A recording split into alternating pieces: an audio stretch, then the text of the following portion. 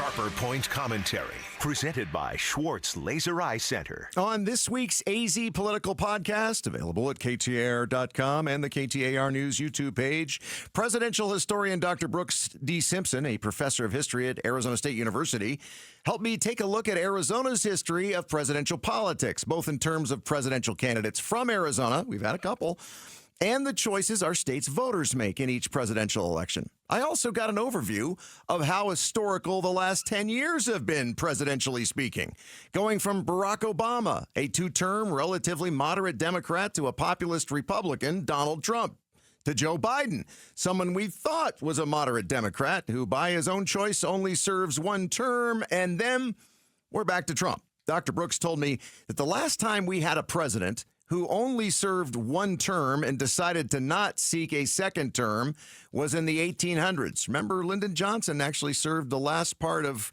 Kennedy's term. So we're talking one term and one term only. Back to the 1800s.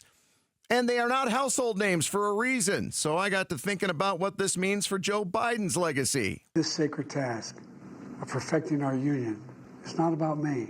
It's about you, your families, your futures. It's about we, the people. But is it? According to a memo from a senior advisor to the president, Joe Biden plans to stay busy during his last month in office, taking action on commutations, pardons, student debt, and climate change. Is this a desperate attempt to fix his legacy? Or is it just a capper to a successful 4 years for the 46th president?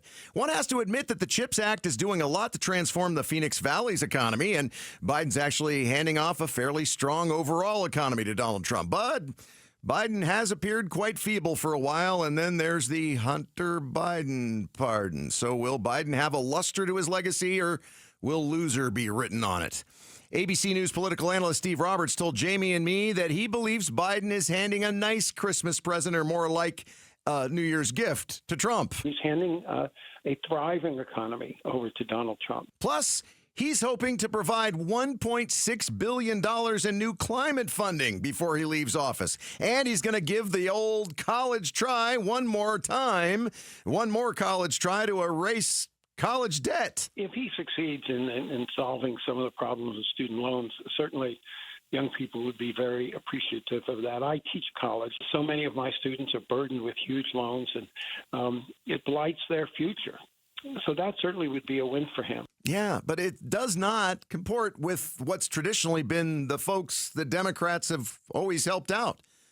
The blue-collar folks. The folks who belong to unions, who sometimes didn't go to college. They never even accumulated college debt. So we're talking about helping the middle class, right? Yeah. But here's the most important thing of all that I think is going to be written in the history books. Hunter will haunt Biden's legacy. The gift he gave his son isn't going to help him in the long run, historically. One of the first things in Joe Biden's obituary will be that he pardoned his own son, Hunter Biden, after having said countless times he would never do that.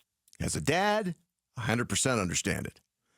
But as a guy who actually got to hang out with a history professor for an hour or so, doesn't make me an expert, but I feel a little smarter about it. This does not help Biden's legacy, and in the long run, he's not going to be remembered, much like those names from the 1800s that I can't even tell you right now. Thanks for watching Sharper Point.